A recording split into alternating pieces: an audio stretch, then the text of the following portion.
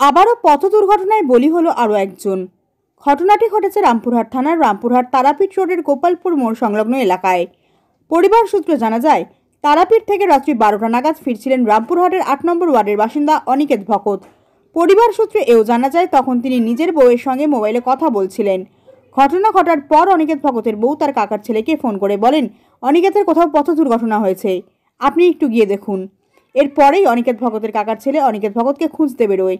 তিনি কিছু দূর যাওয়ার পর ঠিক গোপালপুর মোড় সংলগ্ন একটা টার্নিংয়ে অনিকেতের মৃতদেহ পড়ে থাকতে দেখতে পান।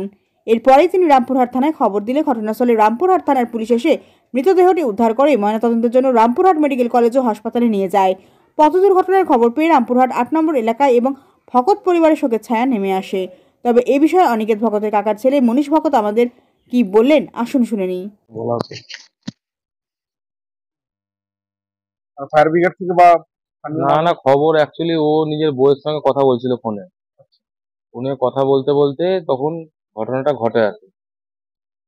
তো ওর বউ আমাকে ফোন করলো সঙ্গে সঙ্গে যে দাদা এই ব্যাপার, দেখো আমার সঙ্গে ফোনে কথা বলতে বলতে ও পড়ে গেছে, কোথাও পড়ে গেছে, তুমি তাড়াতাড়ি গিয়ে নিয়ে আসো। আমি দেখলাম যে ওরা বন্ধু বান্ধবরা সব যায়, ওরা গেছিল মানে বেড়াতে। বন্ধুকে ফোন করলাম, তো বলছে না, আমাকে না বলেও বেরিয়ে গেছে।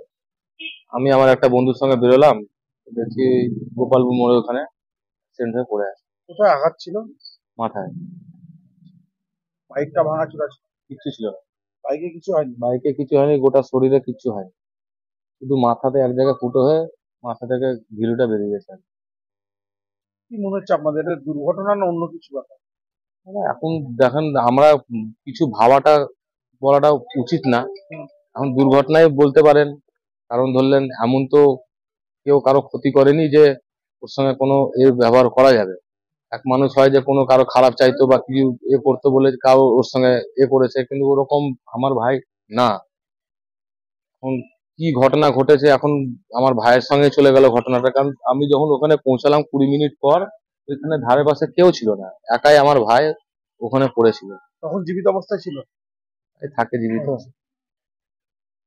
পুলিশের কাছ থেকে কোনো ইনফরমেশন পেয়েছেন?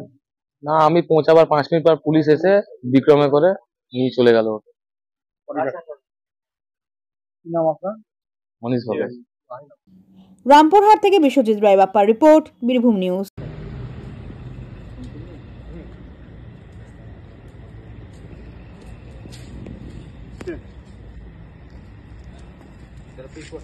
রেড লাইট হ্যাঁ মদ খেয়েছে নাকি? এ আস্তে আস্তে